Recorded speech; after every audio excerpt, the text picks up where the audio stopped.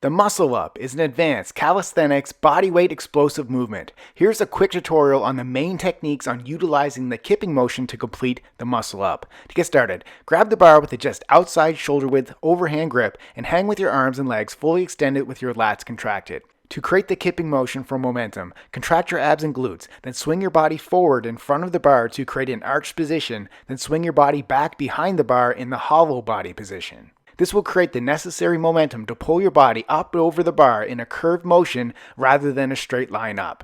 As you swing back behind the bar in the arched position, quickly raise your knees to help power your body up as you pull down on the bar to bring your body up as you push your head forward over the bar. Once the bar reaches chest level, you'll quickly transition from the pull-up movement to catch your body in the dip position. Press the bar away from you to extend your arms to the top of the muscle up. After you complete the dip, lower your body back towards the floor, then immediately complete another muscle up.